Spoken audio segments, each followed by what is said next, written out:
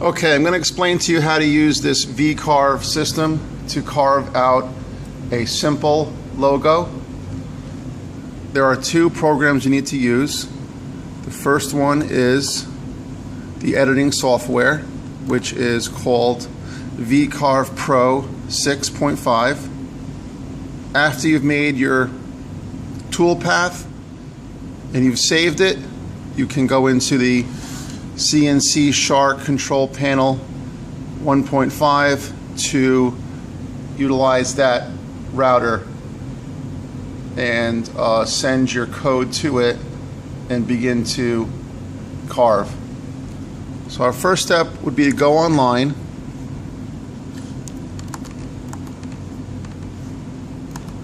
find a image. Let's say you want to make a New York Yankees logo.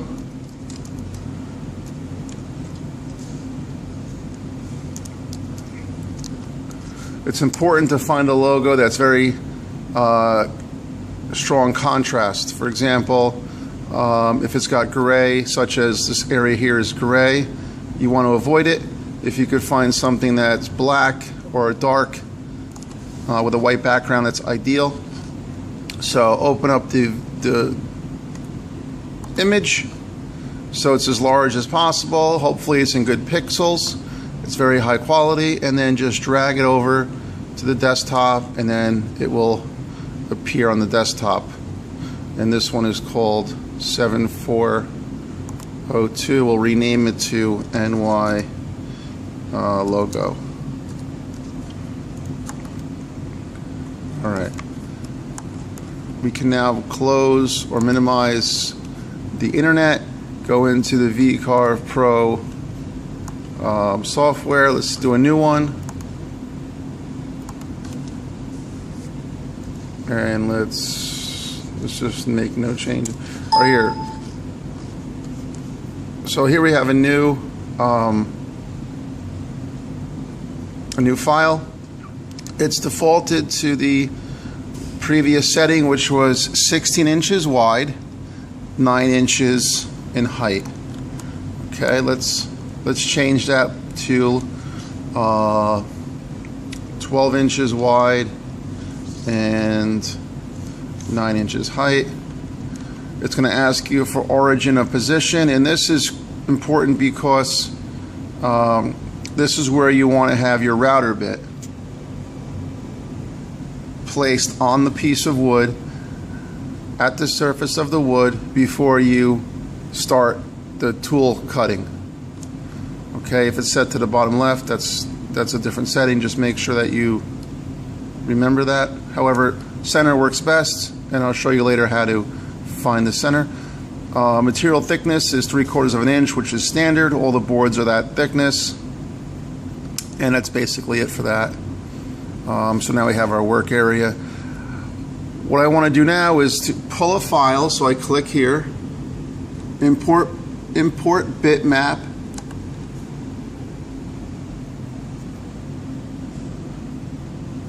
I'll find the file on the desktop, which was New York logo. It's right here. Oops. Open it up, and now it'll show up on the center. You could change your size. Just click on it and then drag the corners. Very similar to other software. And to center this, there is a section called Align Objects. Make sure it's centered. And then now, we want to make sure it's selected again, and come down to this Fit Vectors to Bitmap. Click on that. You can see how the contrast is nice here along the edges. It could be changed if necessary, but usually the center is about right. And very simply, just click Fit Vectors and close. Okay, now I don't need that image in the back anymore, so I'll select it again and just hit delete, or the cut, which is a scissor here. And now all I have are the lines. The lines are what the tool path is going to be used for when we create a cutting pattern. Okay, now we select the entire logo. It should be this pink color. If you go to the right, the toolpath options will open, and simply click on the second icon called Create Profile Toolpath and leave these settings alone. It's set up from the last user, which is, similar to what kind of work we're doing, and hit Create. And now you'll see the little arrows appear. This indicates the direction of the cut. And let's close this out. To see how this is going to look, you can come to Preview Toolpaths, click on this, and then Preview Toolpaths, and it'll show how it's going to look, how this is going to look on the actual board. Okay, let's select the toolpath. You'll see it appears here. This is the exact creation of that toolpath, just so it's selected for saving.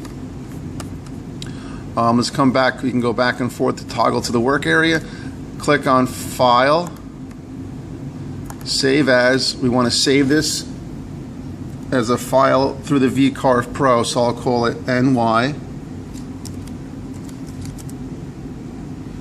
Logo, and we'll save it to, I have a file for our classes, which is going to be, if I go back here, it should be under Fazio, and we can just LOGO,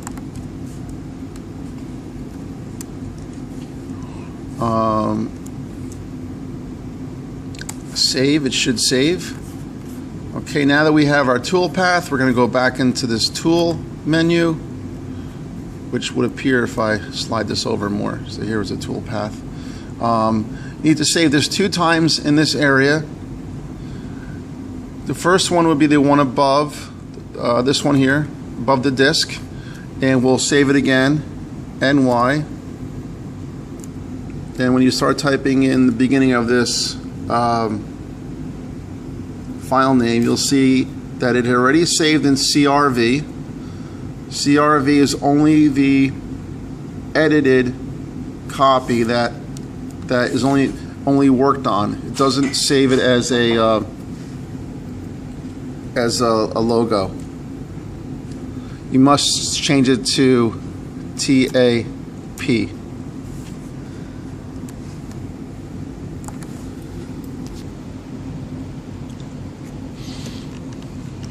Okay, we saved it as a TAP file, and we'll save it down here again.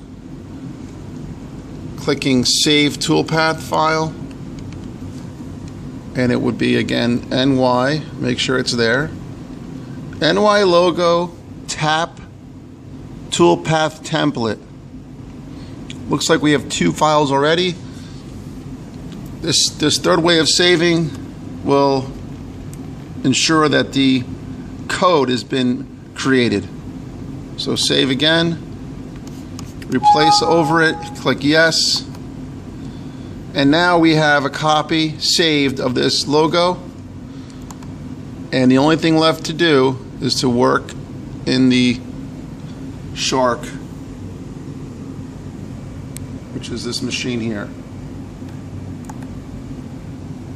So we'll open that up. It's going to take a little bit of time.